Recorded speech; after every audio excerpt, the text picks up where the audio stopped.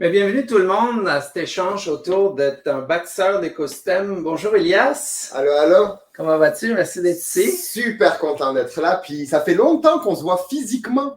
Enfin? Oh my God! On garde quand même le 2 mètres de distance là. Absolument. On s'est touché une fois puis ça va s'arrêter là. On n'échange pas de micro comme vous voyez, fait qu'on a pris toutes les mesures nécessaires. Hey, c'est vraiment le fun, honnêtement, d'être avec toi, partager ce scénario-là.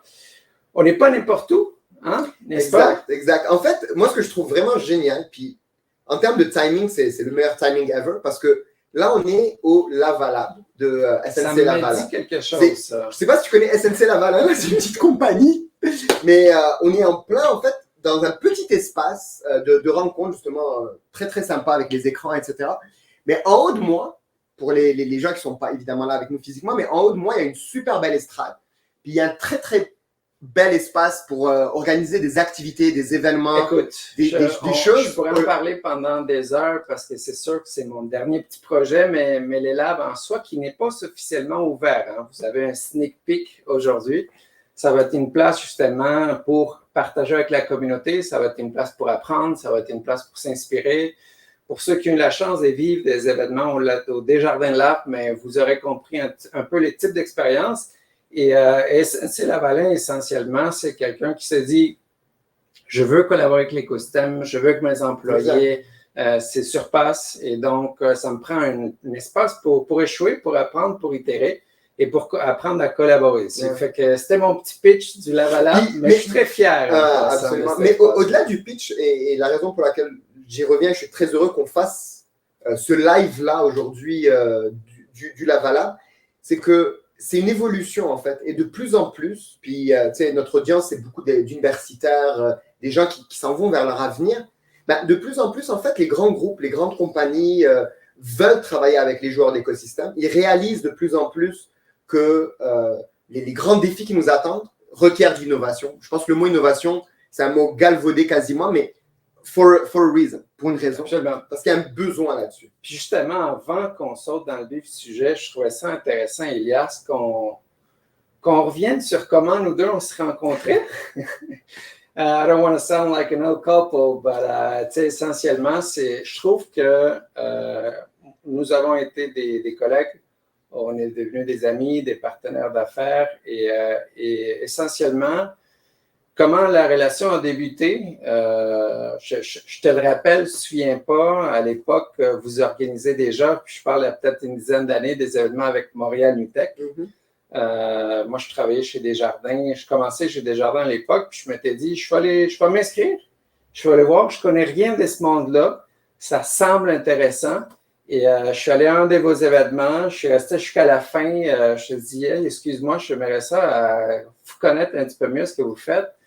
Et plus tard, quelques mois plus tard, je t'ai lancé une petite perche, puis je t'ai invité à faire partie de l'équipe du lab, et puis tu avais hésité à l'époque. Ouais, une grosse hésitation. Est-ce que tu pourrais peut-être juste glisser un petit mot là-dessus, puis je trouve ça intéressant. Ouais. Ben, absolument. Mon hésitation, super rapidement, c'est que moi, à la base, ben justement, tu parlais de Montréal Tech, mais je faisais partie du board de l'organisation, puis ça fait 10 ans ou 12 ans maintenant qu'on fait des activités pour les entrepreneurs, les startups, à une époque où c'était pas quelque chose d'aussi hot qu'aujourd'hui. Et donc, on essayait d'être ce catalyseur-là pour les démo days, pour que les startups se fassent connaître, avoir de la clientèle, recruter. Tout le monde n'a pas les moyens d'aller faire du recrutement à ce niveau-là quand tu es une startup. Les hackathons aussi, career fairs, etc., etc. Et nous, c'était très communautaire à la base. C'était très give first, beaucoup de valeurs en fait de soutien, d'entraide, etc. Et j'avais peur, en toute humilité plutôt, en toute transparence, j'avais peur d'être corrompu par... mais réellement, tu sais, comme pas corrompu dans le mauvais sens du terme, mais ouais, puis perdre quelque part cette essence-là. Puis désolé pour le terme, là, c'est pas... Et perdre l'essence, en fait, ou les valeurs communautaires dans cette démarche. Et la réalité, c'est qu'à travers Desjardins, à travers les humains derrière, parce qu'au-delà des organisations, c'est les humains, vous faisiez, toi, Jean-Sébastien Pilon et d'autres, faisiez vivre les valeurs humaines de coopération, d'entraide, de travail avec la communauté ou l'écosystème et la volonté. Donc, quand tu as tendu la perche et qu'on a échangé, je me suis dit, you know what? Like, it's not about the organization necessarily, it's about the humans behind it. Et donc, Puis ouais, l'aventure a commencé. Merci d'avoir tendu le pont. Je pense qu'on a. Merci d'avoir tendu la perche. Mm. Et ça, c'est super important. C'est le sujet d'aujourd'hui. C'est comment bâtir ce pont-là entre ces différents mondes. Justement. Puis parlons-en justement de ce sujet-là, que personnellement, je trouve ça fascinant. Bâtisseur d'écosystème.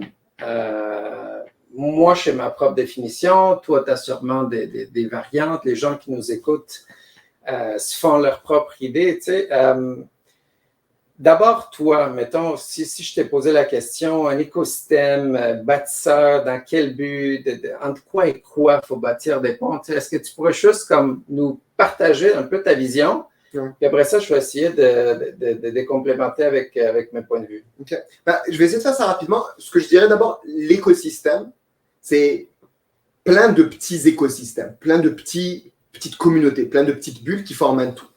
Et il y a plusieurs parties prenantes, évidemment. Donc, quand on parle d'un écosystème d'innovation ou autre, tu as les universités, tu as les chercheurs, tu as les entrepreneurs, évidemment, les entrepreneuses, tu as les grands groupes, les grandes compagnies qui contribuent aussi, tu as les gouvernements et les joueurs plus institutionnels, on va dire. Et évidemment, à l'intérieur de tout ça, tu as les individus. Tu as les hackers, programmeurs, développeurs, tu as les designers, tu as les hustlers, les gens un peu plus business, etc. Donc, c'est vraiment beaucoup de parties prenantes. Et un point important, c'est qu'il n'y a pas d'âge pour faire partie de cet écosystème-là. Il n'y a pas d'âge, il n'y a pas de sexe, il n'y a pas de discrimination. Absolument. Et c'est important. C'est ça qui est important. Et ça commence de 7 à 77 en rigolant, mais ça peut aller même plus loin. Et c'est important de le savoir, c'est ça l'écosystème. Je sais que ça paraît très large, mais c'est ça. Les besoins ou l'importance, par contre, c'est que c'est un monde où les gens ne se parlent pas le même langage. C'est comme si toi, tu allais à l'étranger. Tu t'en vas en Espagne, si tu. Bon, toi, c'est le mauvais exemple. Alexandre. Ouais, c'est le point d'exemple. Je peux pas au Moyen-Orient. Exact. C'est une autre langue. C'est des autres cultures, des us et coutumes. Tout un. Pas un cirque, mais tout on va dire une culture, une manière de faire, etc. Mais comment tu amènes ces gens-là C'est ça le vrai défi, quelque part. Fait que. Puis en plus, ta liste, elle n'est pas exhaustive, n'est-ce pas? On peut, la communauté artistique même qui est de plus en plus intégrée. Il y a les clusters industriels qu'on voit de plus en plus apparaître. Il y a des associations, des fois, qui font des liens. Fait que, puis, ce que je trouve, tu as tout à fait raison de dire que le vrai défi, c'est connecter. Hein. D'ailleurs, on parle d'une mesure de connectivité entre les joueurs qui traduit souvent la santé d'un écosystème. Moi, je trouve que les rôles qui se créent dans une société n'est-ce pas du hasard. C'est souvent pour répondre à des besoins qui se créent dans le temps.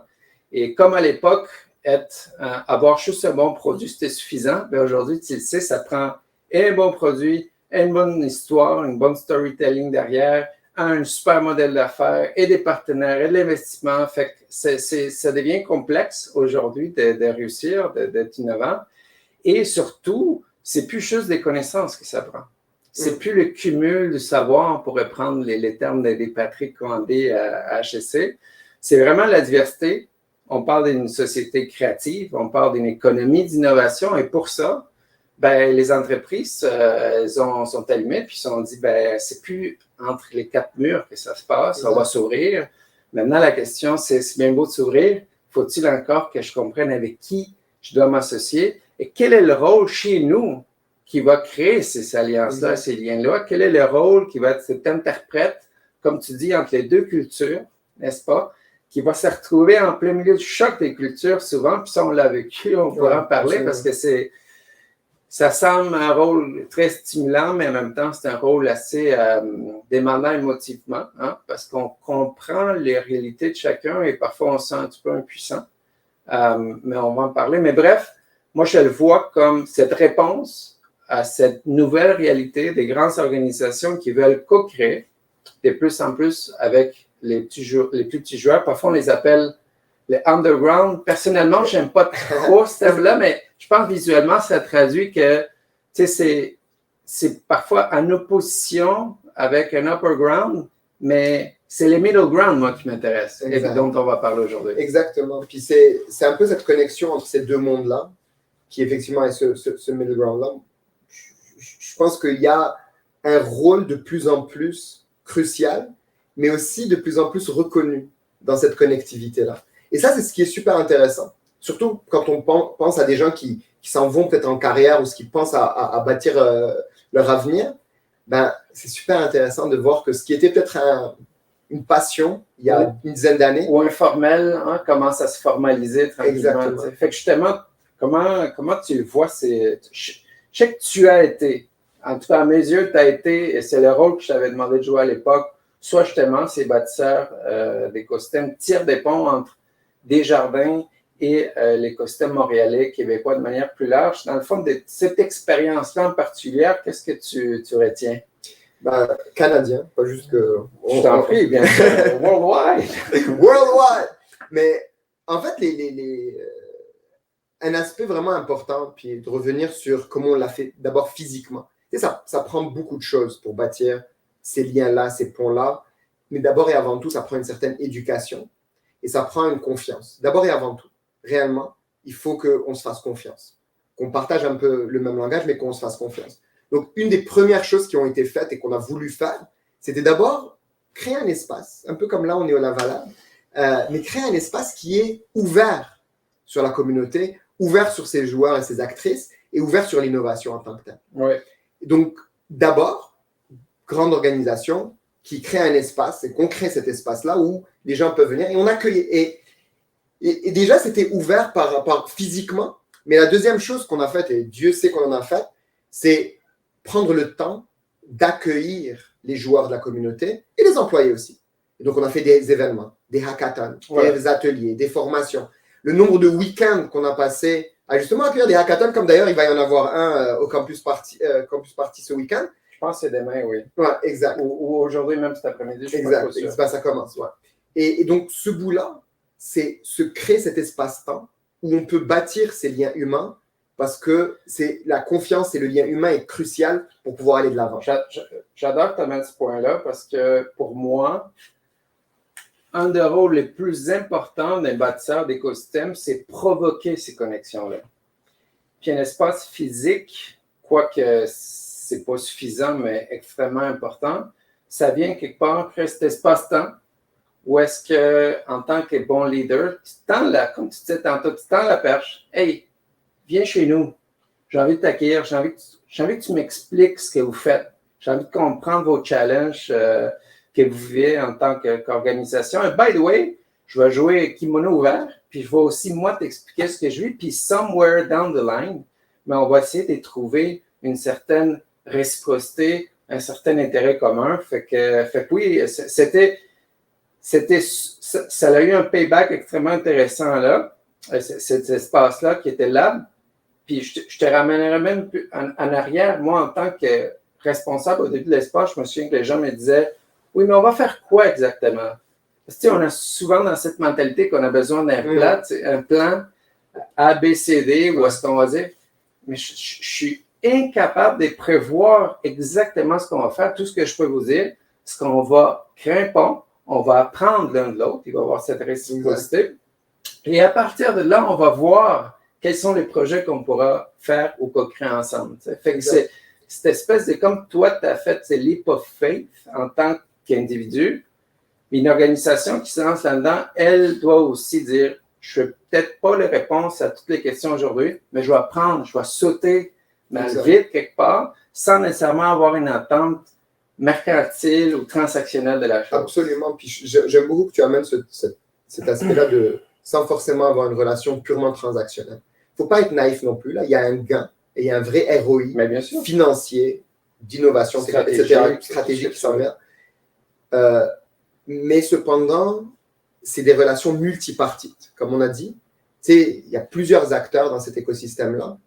Et quelque part, un peu comme le karma. Tu investis de ton temps et de ce leap of faith-là de l'organisation.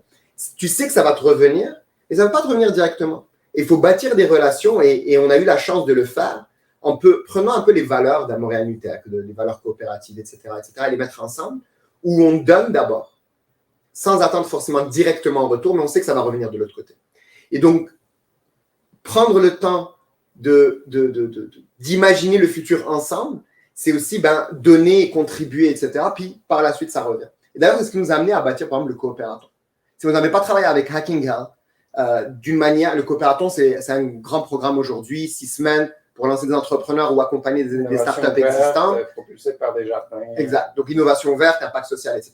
Donc, aujourd'hui, c'est rendu quelque chose d'assez important parce qu'on a travaillé avec des Hacking Health, on a travaillé avec des Montréal Tech et d'autres joueurs pour créer quelque chose ensemble. Explorer. Sans pour autant savoir exactement c'est quoi le chemin où on s'en allait. Aujourd'hui, on voit à quel point ça paye. Puis d'ailleurs, un des bâtisseurs d'écosystème de l'époque, c'était Luc Sirois. On sait, on t'a remercié, Luc, puis on te félicite d'ailleurs pour ton rôle. Tu as tout à fait raison, Ilias, de parler justement de cette espèce de... Il y a une transaction, mais elle n'est pas one-on-one avec les gens. C'est comme je fais les paris que l'écosystème va me le retourner tôt ou tard. Et malheureusement, comme je le dis bien souvent, à la place de bâtir des écosystèmes, on voit plutôt des écosystèmes, n'est-ce pas? Puis c'est pas propre à Montréal, hein. C'est propre à l'être humain. Exact. On a cette piège qui nous habite, où est-ce que c'est souvent, pardon, qu'est-ce que je recherche en tant qu'individu?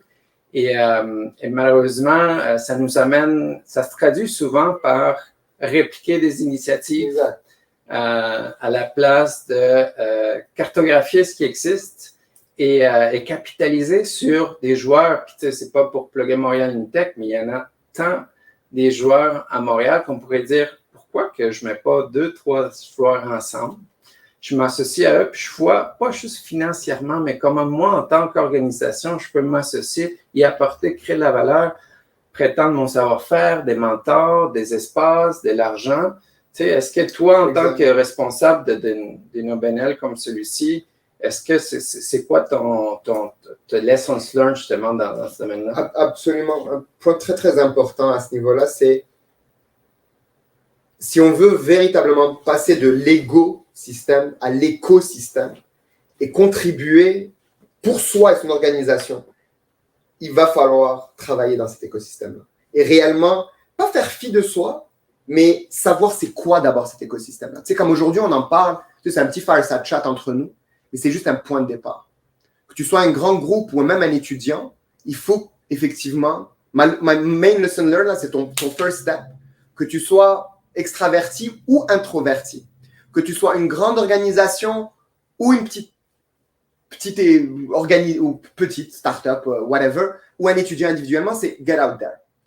Tu vas trouver des gens qui te ressemblent, tu vas trouver des gens qui sont différents de toi, et il faut commencer à y contribuer. Ma main lesson learned, c'est par rapport aux grandes organisations, c'est de ne pas forcément tomber dans le piège, comme tu dis, de vouloir créer pour créer, en pensant qu'on crée quelque chose de nouveau, mais en réalité, c'est tu crées quelque chose de nouveau pour toi, parce que tu n'étais pas au courant de ce qui se passait. Mais prends le temps de ce qui s'y passe, et mon conseil là-dessus, c'est de voir qui fait quoi dans l'écosystème, et d'aller avec une question très simple, c'est de leur dire, ce que tu fais est bien, comment est-ce que je peux le multiplier par 10? Exact. As simple as that. 10xer, j'adore ça. Fait que oui, get out there, j'adore ça. Je l'ai vécu moi-même. Faut-il encore amener des collègues, amener des gestionnaires, amener des décideurs justement de vos organisations à avoir le courage? Puis oui, je pèse mes mots, ça prend du courage parce que, you know what, c'est déstabilisant de sortir. Mais comme n'importe quoi dans la vie, quand c'est déstabilisant, ça veut dire que ça marche. Ça veut dire que tu es en train d'apprendre. Ça veut dire que tu es en train de stretcher un peu l'élastique. Puis, thank God, quelque part, parce que si tu ressens jamais de l'inconfort, tu n'es pas en train de grandir. Fait que les rôles des bâtisseurs d'écosystèmes, c'est justement apporter cette discomfort au sein de l'organisation, prendre la main ensemble et dire on y va, on va apprendre. Puis la plupart du temps, by the way, qu'on voit comment on appelle ça, des learning expeditions, puis des choses comme ça, les gens en reviennent grandis. Stimulés, grandis, motivés. Ils ont changé de vision, tu sais, fait que tout y est. Tout y est. Il faut juste prendre l'opportunité de le faire. Exactement. Puis, tu sais, oui, il y a un inconfort et c'est normal. Tu sais, comme un enfant, tu sais, apprendre à marcher, etc., c'était pas forcément très confortable. Puis des fois, on se fait mal. Exact. C'est correct. Et c'est correct. Mais surtout, il faut le garder en tête, c'est que face aux défis qui nous attendent, on a des grands défis en tant que société, en tant qu'organisation qui nous attendent. On n'a plus le choix. If we keep doing what we've been doing, we will get the same results. Si on veut des véritables changements, il va falloir qu'on fasse des choses différemment. Avec la complexité du monde, la complexité aussi des défis qui nous attendent, collaborer devient crucial. On n'a plus le choix, en fait.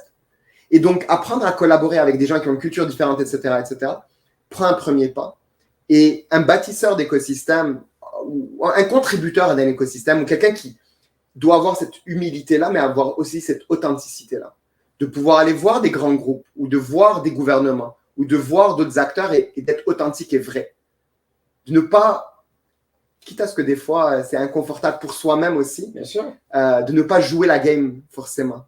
De ne pas juste se mouler à la réalité culturelle ou politique, si je peux me permettre, de ces organisations-là, mais d'être une sorte de barycentre entre ces différents mondes pour dire les vraies choses de manière honnête et authentique. Ça, c'est tout un défi psychologiquement aussi pour la personne qui veut être un bâtisseur d'écosystème. Absolument, absolument. Tu sais, Elias, il y a peut-être des gens qui nous écoutent en ce moment et disent « OK, génial, j'adore ça, j'achète. Je commence où? » Tu sais, je veux dire, demain matin, tu sais, je m'inscris dessus à un événement. Je fais quoi, là? J'organise un événement. Moi, ce que je recommande bien souvent, c'est oui, définitivement, déjà comprendre quels sont ces joueurs locaux dans votre écosystème. Mais ce que bien souvent va faire la différence, c'est faire du bénévolat.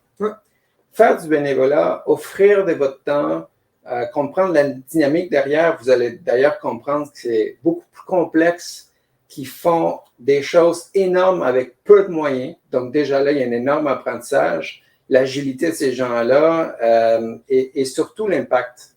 Et c'est tant aussi longtemps qu'on ne le vit pas derrière la coulisse, qu'on n'est pas capable de concevoir même l'impact que ces gens-là ont et comment ils sont capables de faire des choses incroyables. En anglais, on parle de resourcefulness, vraiment de faire beaucoup avec peu. Je trouve que c'est une belle qualité. Toi, en dehors de faire du bénévolat, puis je ne sais pas si tu es d'accord avec ça, mais quel conseil tu dirais à quelqu'un qui veut se lancer là-dedans?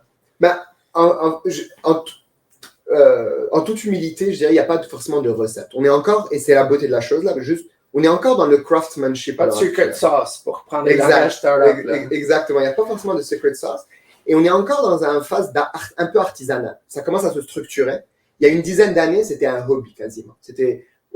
Mais de la même manière qu'aujourd'hui, les ordinateurs sont all over the place and everywhere, il y a 50 ans, c'était un hobby. Puis aujourd'hui, c'est ubiquitous.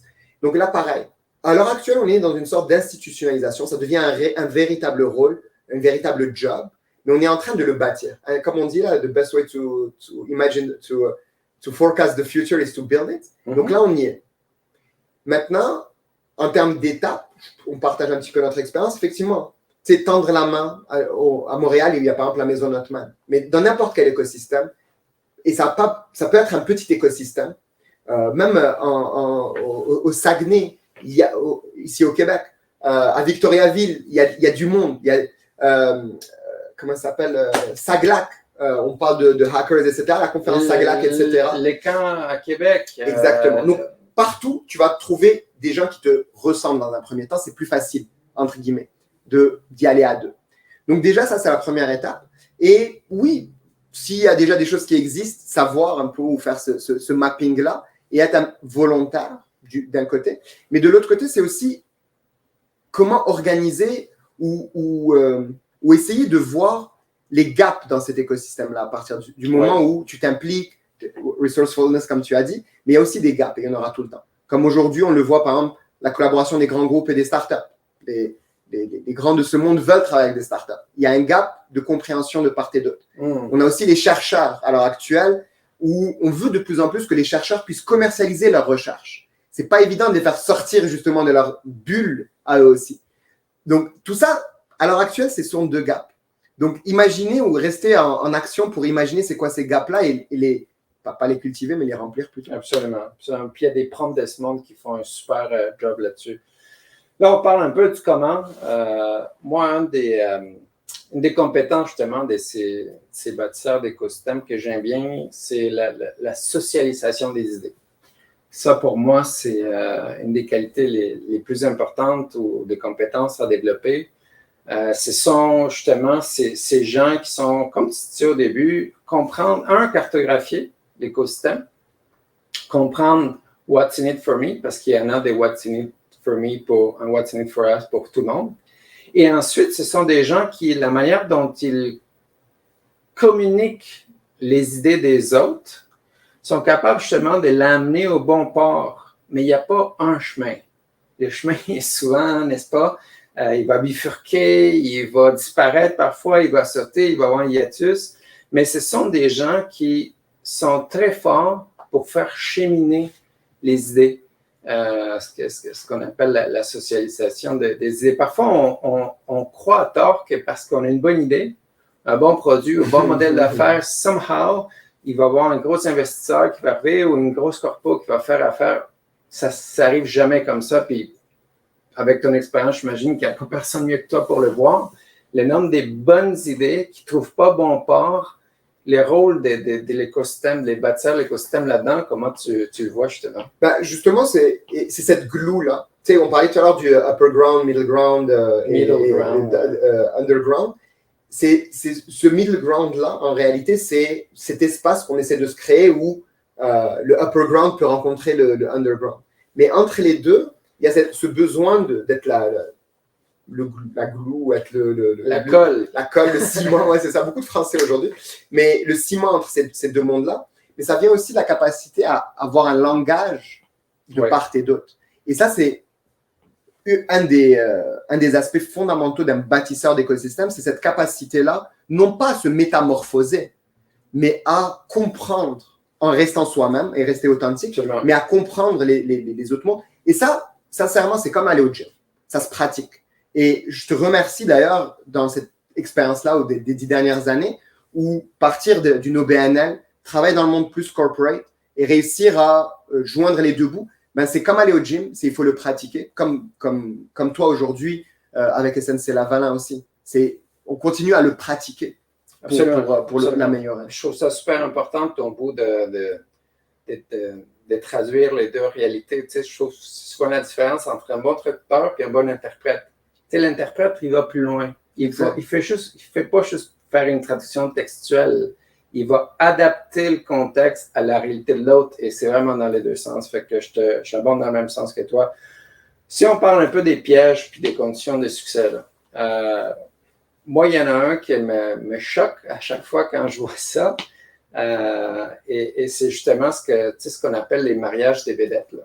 Ouais. C'est quand justement une grosse organisation va passer un petit peu plus de temps dans les press releases qu'avec justement la jeune startup ou le centre de recherche ou le hub, peu importe, pour paraître innovant. Moi, je n'en peux plus de ça, pour être franc avec toi. Je trouve que, c'est éphémère. Ouais. Et on ne vit plus dans un monde éphémère. On veut des relations qui sont durables, impact. 2, on est en train de faire perdre le temps de tout le monde là-dedans. Et 3, je veux dire, c'est quoi le but? Honnêtement, je veux dire, est-ce qu'on veut quelque chose que 2 jours après, personne n'en parle plus? Ou on veut quelque chose qu'à travers le temps, les gens disent, c'est fou comment c'est parti de quelque chose de petit et c'est devenu quelque chose d'énorme. Puis je reviens sur ce qu'on a parti à Hacking Health à l'époque avec les coopératons, mais on pourrait parler des temps d'initiative. Fait que, est-ce que c'est un mariage des vedettes? Absolument, absolument. Puis c'est important et merci puis merci à toute l'équipe de Campus Party de nous donner l'occasion d'en parler. Absolument. Puis merci aussi au courage de le dire. Parce que c'est une position qui n'est pas forcément évidente que de le dire déjà. Parce que perso, effectivement, c'est pas... quand quelque chose devient hot, quand quelque chose devient tendance, les gens veulent embarquer. Le problème quand les gens veulent embarquer, c'est que des fois, on tombe dans le cirque. Et c'est un peu c'est ce show-là, ce cirque de l'innovation qui est dangereux en fait. Parce que fondamentalement, oui, tu parles ça fait perdre du temps à tous les acteurs. C'est juste un show éphémère. Mais réellement, face aux défis qui nous attendent, quand on pense au changement climatique, quand on pense à la vraie transformation, à la cybersécurité, tous ces enjeux-là qui réellement sont des vrais enjeux auxquels il faut qu'on réponde, ben, le vrai ROI va venir dans la vraie action. Et pas juste dans un show. Or, et la difficulté là-dedans, c'est que nobody gets fired for hiring IBM, là, comme on dit en français. Mais de l'autre côté aussi, c'est que personne n'a envie de paraître comme la personne qui a peut-être échoué ou fait le mauvais partenariat. Donc, on va aller chercher des partenariats qui paraissent bien. Je vais nommer personne, mais on va chercher des choses qui paraissent bien. Et non menaçant. Right? Exactement. Non menaçant. Exactement. Mais tu sais quoi, même, on parlait des fintech, mais tu sais, en 2012, entre 2012 et 2015, moi, bon, on a eu des défis à travailler avec des organisations qui voyaient les startups menaçantes.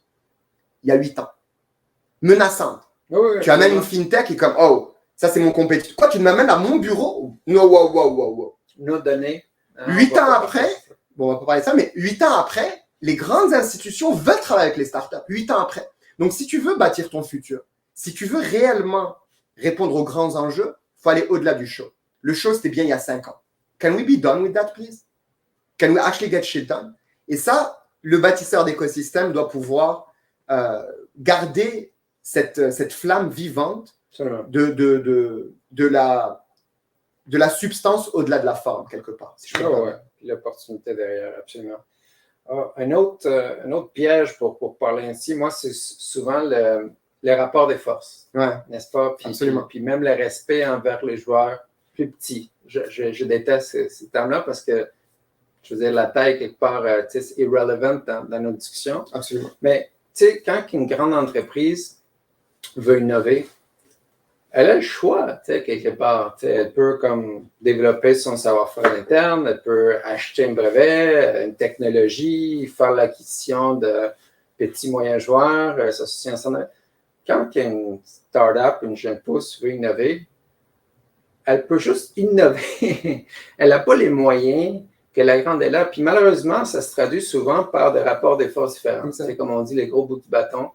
Et trop souvent, et je ne peux pas parler pour tout le monde, mais tu sais, quand que la petite est devant dans le fond Goliath, mais c'est là justement où ce que reality strikes back, et là on sent comme oui, ça me prend conformité légale, paperasse, 8 mois après, on n'a pas encore fait la première ligne du prototype, tu le ressens sur le terrain, cette différence de rapport des forces? Absolument.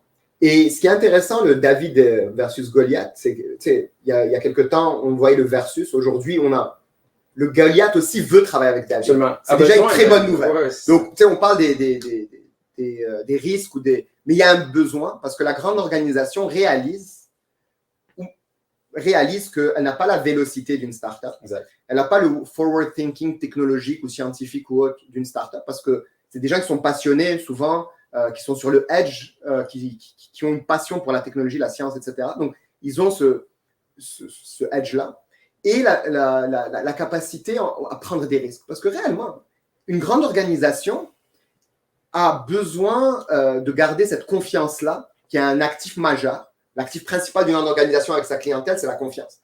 Donc, elle doit la garder. Donc, tout ce que tu dis, c'est la conformité, le volet légal, etc., c'est important. La startup commence à réaliser aussi cette importance-là. Et donc, le bâtisseur ou la bâtisseuse d'écosystème dont on parle devient encore plus important, cette glue, à communiquer les requis à la startup, à accélérer le cheminement de la startup dans le grand groupe. Quelles sont les bonnes portes? Combien de startups sont venues toquer à ta porte? Puis que finalement, tu es comme, non, mais il va falloir que tu parles peut-être à cette autre personne-là. La ligne d'affaires, c'est lui le décideur ou la décideuse. Cette navigation-là est cruciale de ce bâtisseur ou de cette bâtisseuse-là d'écosystème. Et on le réalise par contre, un point important à ce niveau-là, c'est que les startups commencent à réaliser, ou les entrepreneurs commencent à réaliser aussi qu'elles n'ont pas de temps à perdre. Tu sais, à une époque, les entrepreneurs dépendaient des grands groupes. Aujourd'hui, les bons entrepreneurs, beaucoup moins. Et donc, le rapport de force commence à s'équilibrer. Parce qu'il y a une réalisation, c'est que ce n'est pas la taille qui compte, que la vélocité, la capacité à l'exécuter est importante, etc. Absolument. Et comme le sait, quand on voit aujourd'hui les Google de ce monde, etc., qui commencent à rentrer dans d'autres domaines, qui ne sont pas forcément dans leur champ core business initialement, ben même les grands groupes commencent à se poser des questions, à dire, how can I stay relevant in 5 or 10 years? C'est clair. Puis, tu sais, venant du monde de la corpo, tu sais, je travaillé chez IBM, CGI, Desjardins, chez SNC. Ce qu'il faut retenir, c'est que c'est pas qu'il faut révolutionner ou changer tous les processus en place. Les processus sont même nécessaires. Nous, tout ce qu'on dit, c'est que dans le monde aujourd'hui, il faut être ambidextre. Exact. Il faut avoir cette excellence opérationnelle et cette agilité aussi organisationnelle. Et c'est pas un versus l'autre. C'est justement ces compagnies qui ont développé cette dualité dans les opérations qui sont capables justement d'avoir la flexibilité nécessaire pour faire affaire avec l'écosystème. Ilias, le temps avance. Effectivement. Est-ce que tu avais un bon conseil ou un piège de plus que tu allais partager? Ben, en fait, c'est moi le point par rapport à cet aspect-là, oui. C'est qu'il faut comprendre aussi que cette innovation ouverte sur l'écosystème est complémentaire, ne viendra jamais remplacer l'innovation qui doit aussi se faire, cette agilité organisationnelle, etc. Ce qu'on va chercher, c'est une complémentarité, mais cette complémentarité-là devient de plus en plus nécessaire, de plus en plus formalisée, et pour les étudiants qui nous écoutent aujourd'hui, ça devient de plus en plus une job réellement reconnue. Et je m'adresse un peu aux participantes et participants de Campus Party, mais c'est de dire, ce qui n'était pas formel il y a quelque temps, aujourd'hui devient formel. Les grandes organisations, les entrepreneurs, les gouvernements commencent à reconnaître ce rôle-là de facilitateur ou facilitatrice, d'interprète, de catalyseur, de glue, provocateur, manufacturing serendipity, etc. Donc, tout ça devient un vrai rôle. Donc, c'est une job qu'on peut obtenir, qu'on peut se créer nous-mêmes dans certaines organisations, et que les grandes organisations commencent à reconnaître ça comme étant une nécessité. Absolument. Et ça, c'est super important de le dire. Tu as eu la chance de le faire avec Desjardins, aujourd'hui avec SNC-Lavalin, et j'espère que ça va inspirer d'autres à vouloir le faire. Et c'est grâce à ce travail-là que nous, qu'on essaie tout du moins de faire des vagues et d'inspirer d'autres à le faire. Mais j'invite les gens qui nous écoutent aujourd'hui aussi à s'inspirer pour aller le provoquer. Et j'aime beaucoup le terme que tu utilises en parlant de provoquer les choses. C'est provoquer la chance. C'est quoi? Serendipity, c'est ça. Ouais. C'est réussir à provoquer cette chance-là. Et peut-être, oui, aller provoquer, s'il y a des gens, des professionnels qui nous écoutent, provoquez-les dans vos organisations. Moi, je vous encourage fortement, en tout cas, les entrepreneurs n'ont pas connu un temps où l'innovation est aussi démocratique aujourd'hui. Donc, si ces rôles-là n'existaient pas, si ces labs-là n'existent pas dans votre organisation, c'est pas une raison pour pas les provoquer puis aller de l'avant, justement, soyez ces bâtisseurs-là. Ilias, on pourrait parler pendant des heures. Absolument. J'adore échanger avec toi. It goes way back, comme on dit. J'aimerais ça qu'on laisse les gens sur dans le fond, un petit résumé de ce qu'on vient de dire. Tu sais, qu'est-ce que tu aimerais que les gens retiennent de notre échange en quelques mots? Ouais. En quelques mots, je dirais bâtir un écosystème, c'est aller au-delà de l'ego. Et donc, passer de l'écosystème à l'écosystème, c'est ne pas se perdre là-dedans aussi. Puis on n'a pas parlé du volet mental health, mais c'est très important. On aura peut-être l'occasion une autre fois d'en parler. Il ne faut pas se perdre là-dedans non plus, ou s'oublier. Mais c'est give first attitude, c'est passer de l'ego à l'écosystème. Get out there, deuxièmement. Que tu sois dans une grande organisation, ou à l'université, ou dans un lab d'innovation, ou dans un lab de recherche, etc. Ou même un gouvernement, un acteur du gouvernement. C'est descendre de ta tour d'ivoire, get out there, va voir ce qui s'y passe. Sache réellement ce qui se passe dans l'écosystème, quelles sont les initiatives existantes, et ne pas les prendre pour acquises. Ça, c'est un autre sujet, mais c'est une fragilité. Ce que tu parlais tout à l'heure, c'est resourcefulness, mais il y a quand même une fragilité à ce niveau-là. Mais get out there. Learn, of course, but learn by doing. Et donc, tu parlais de volontariat. Oui, un entrepreneur, il va apprendre. C'est la meilleure école de la vie. C'est celle d'être volontaire 2-3 heures. Et c'est une culture qui a développé au sein de son organisation. Bring someone, bring your own buddy. Tu sais, BYOB, bring your own buddy. Bring your own boss. Exact.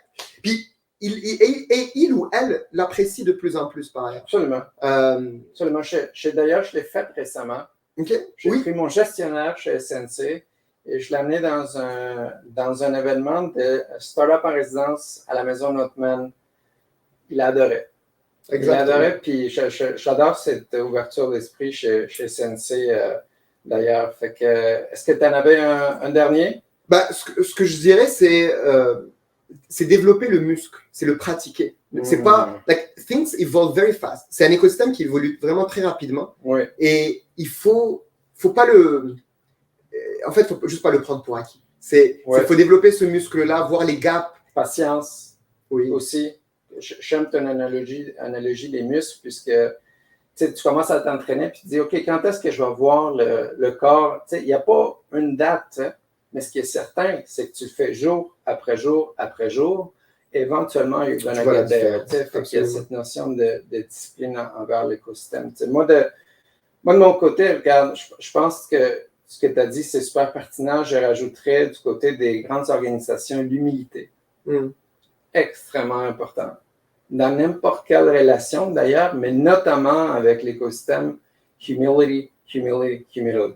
Et du côté de nos acteurs des changements, du côté de nos entrepreneurs et tous ceux qui veulent devenir ces bâtisseurs d'écosystèmes, moi je dis, take the leap of faith, sauter, allez, comme tu as dit, allez visiter, soyez bénévole, échanger, get curious, get active. C'est la meilleure chose à faire parce que tranquillement, comme on dit, connecting the dots, vous allez voir sa cartographie apparaître et les win-win-win vont être plus faciles à voir et à provoquer. Yes, merci. Merci à toi. On a dit qu'on n'allait pas se toucher, mais exactement. C'était extrêmement intéressant. J'espère que vous avez aimé ça. Et merci encore une fois à la production des Campus Party pour cette opportunité-là. Et on vous souhaite une excellente reste de conférence. Absolument. Merci à toi. Toujours un plaisir d'échanger ensemble. Puis, il y a beaucoup de choses à dire, mais il y a aussi beaucoup de choses à faire. On pourrait prendre des heures. Absolument. Merci encore. Merci. Bonne journée. Au plaisir.